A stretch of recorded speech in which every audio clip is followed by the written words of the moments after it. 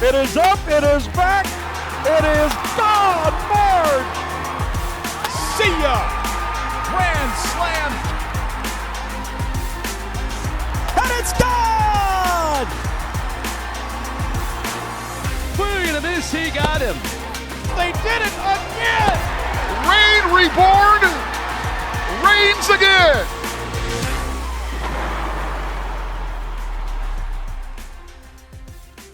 This portion of Across the Association is brought to you by Rawlings.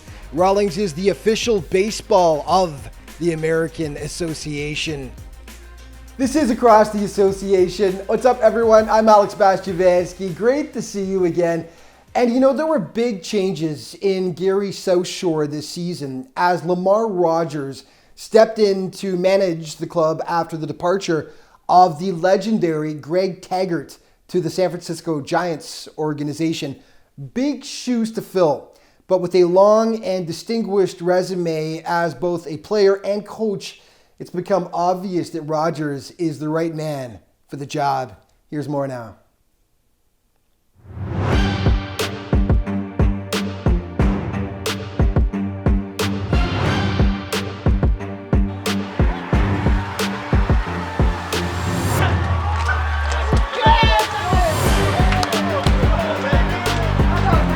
In Gary, Indiana, there's a new sheriff in town. You got to represent for the fellas out there. There you go. After 17 years with the legendary Greg Tagert as manager, Lamarr Rogers is the new man guiding the Railcats. LG! Wolf! Wolf! For Rogers, baseball has been everything.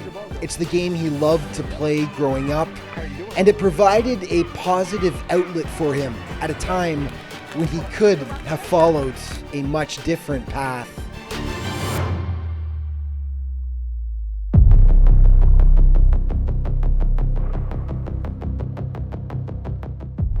I grew up in South Central Los Angeles during a pretty rough time with regards to the gang violence. It was kind of the up and coming of the Bloods and the Crips, and baseball became my outlet unknowingly.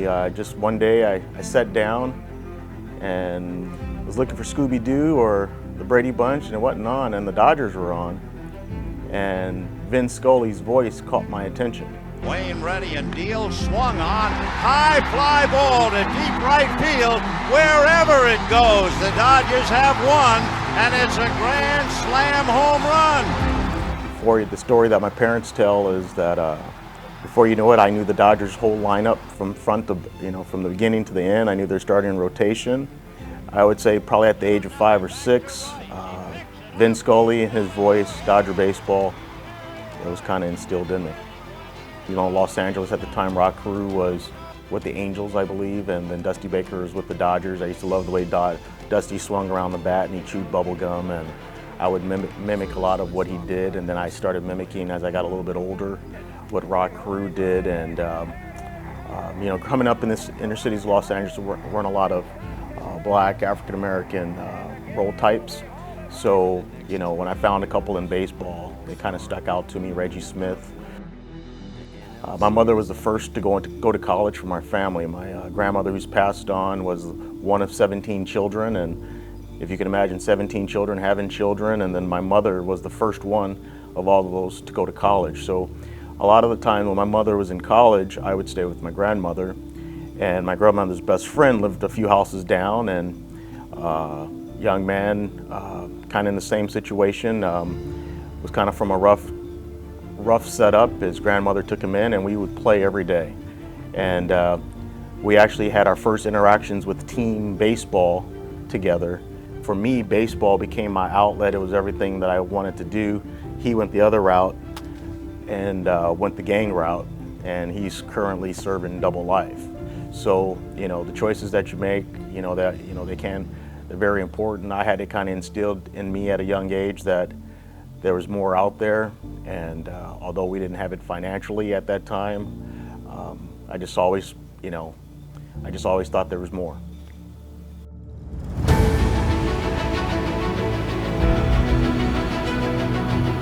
Playing high school ball, Rogers excelled and was recruited by some of the country's powerhouse programs. And I had never been recruited by Long Beach State, and they had gone to the College World Series their very first year. I had narrowed down between USC, Stanford, and ASU, but all three schools wanted me to redshirt. And so I made a deal with my folks that if I could go somewhere I could start as a true freshman, that's where I wanted to go. And I'll never forget, Coach Snow called me like 2 days before the deadline saying, hey, listen, I know we haven't recruited you. We thought we heard that you're going to go, elsewhere. He says, but you hadn't signed yet, so just going to throw it out there. I can't start you at second base, but I can start you in left field and center field as a true freshman. And we're doing the same thing with another kid from West Covina, Jason Giambi. He was supposed to go to UCLA, and I believe it was UCLA, and they kind of told him the same thing. So they kind of stole us away from where we were going to go simply because they would let us start as true freshmen.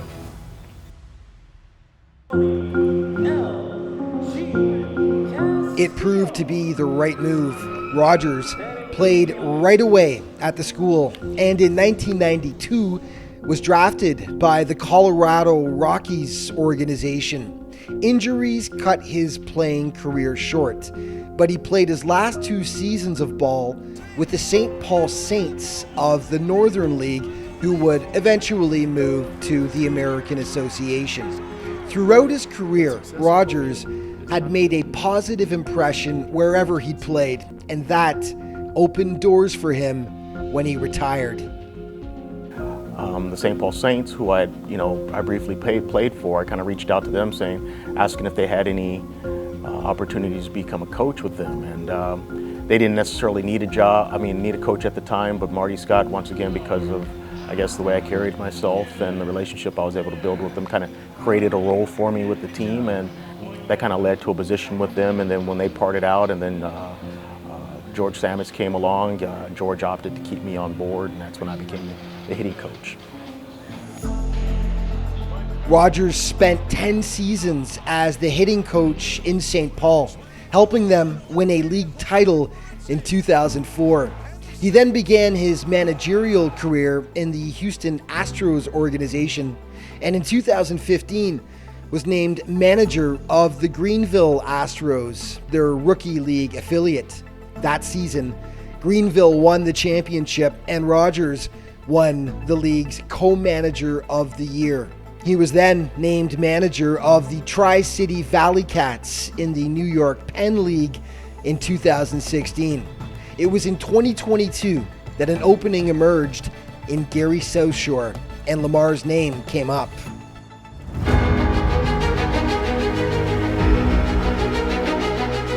We were looking for someone that understood the game and how it's being played now, someone that had previous managerial experience, someone that had either played in this league previously or coached in this league previously, understood how the American Association operates. Out of nowhere, I got a phone call from a friend of mine who's VP of Diversity in the Pipeline with Major League Baseball, Tyrone Brooks. And he just kind of reached out to me saying, hey, he got a phone call and about a potential managing position in Gary. And he said I was the first person that popped into his head and just wanted to know if I'd have any interest. And I was like, Gary, I remember that was a night. And I just kind of told him, I said, I remember that being a beautiful ballpark back in my time with St. Paul. And I said, yeah, I always had a great time going to Gary. And I said, yeah, sure, the rest is history. They recommended Lamar, so we went through the interview process with him, and he immediately stood out with his knowledge of the game, from his time with the Astros, his playing days, and also his time with the St. Paul Saints.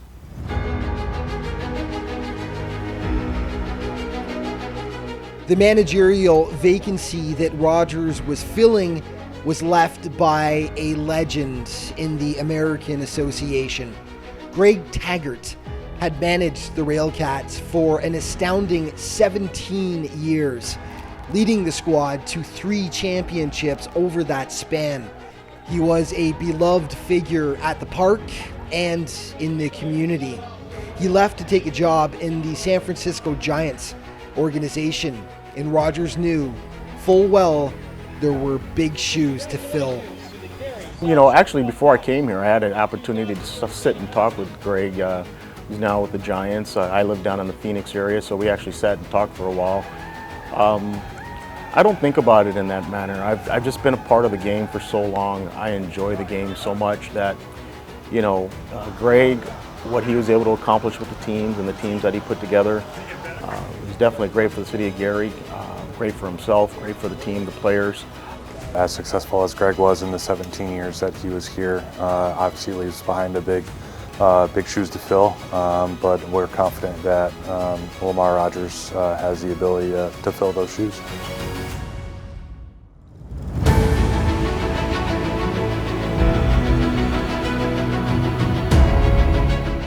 So it was onto the field at US Steel Yard that Lamarr Rogers stepped this spring, there to begin a new chapter in his life and for Gary Southshore baseball.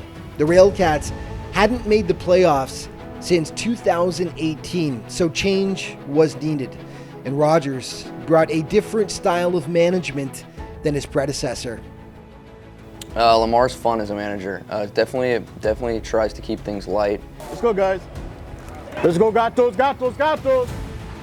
Keep things fun, especially, you know, we got 100-game season, can get pretty dragging, 5 months together, problems that we deal with, you know, internal problems, external problems, issues that arise throughout the season, and he's done a good job of handling that and keeping it for us to play the game on the field, and we've had a lot of fun playing. Outstanding. Great job. That was great. He tries to let us play the game and let the coaching staff do their job, like hitting coaches coach the hitting, pitching coaches coach the pitching, and he's the manager. He sets the lineup, he leads us, and tries to get us going when we need to get going. I do love the style of a Dusty Baker right now, and I might be a little sentimental because he was my childhood guy too, and then having an opportunity over with Houston with him as well. I just think I'm a little bit of everyone. I take tidbits of things that I like and I try to mold them into myself. But if I don't think I could pick just one manager that I kind of feel like I'm mimicking. Hey, Tam. What's up, man? What's up, brother? Hey, man. I'm Mike, so watch what you say, man. Okay. Say some mess. No, I don't. Despite missing the playoffs this season, the club didn't expect the turnaround to be overnight. That being said, the Railcats did win more games this year than in 2021, and Rogers sees a lot of positives for the squad going forward. When we go and play other teams, it's noticeably where they come and talk to us like, you guys aren't the same Gary team anymore. The 0-1, Abbott drills this to right center field. Greer back, as is Hobson, but this ball is gone. This one ain't coming back. A record breaker for Sam Abbott. You know, you guys swing the bats, you guys hit the ball over the fence, you know, you guys are doing things. And so, like I said, it just takes time. You got to find the players, but there is now a good core of players to build around here, and I would think that the future is promising for Gary.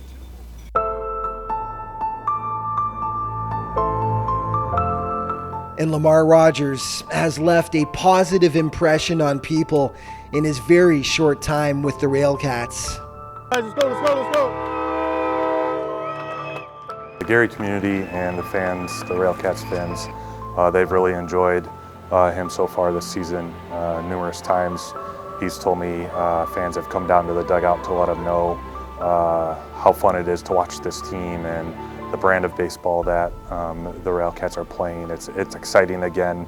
Funny story, actually. My wife came to visit, and she had been used to previous managers and coaches that I'd had in college, and she was sitting right next to the dugout, and Lamar actually asked her how she was doing, and checked on her, like, how are you doing, like, how's it been this season? And she was very surprised by that, didn't expect that.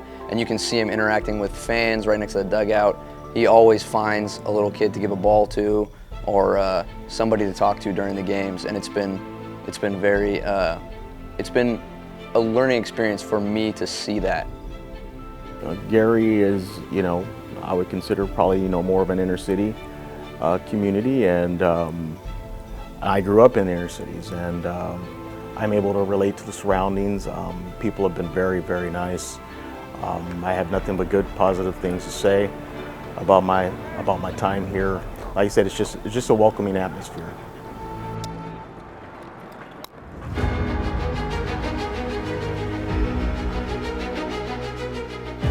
It's not easy replacing a legend, but Lamarr Rogers is writing a new story in Gary Southshore, one in which the club returns to the heights it once enjoyed. Conley, the 2-2 pitch, ball Raven connects, deep to left field. Kendra goes back to the track. This one ain't coming back. 3 home runs in the top of the 7th. The Railcats lead it 5-1. And in the style in which he manages, Rogers has never lost sight of why he played this game in the first place. My style, fun. I'm 51 years old. If I can't enjoy doing it, I don't want to do it anymore. Just an atmosphere of fun. You guys have probably noticed it coming in the locker room music. The guys trying to have a good time, enjoying playing baseball. Ultimately, it's a game. And granted, it's a business within the game, but it's still a game.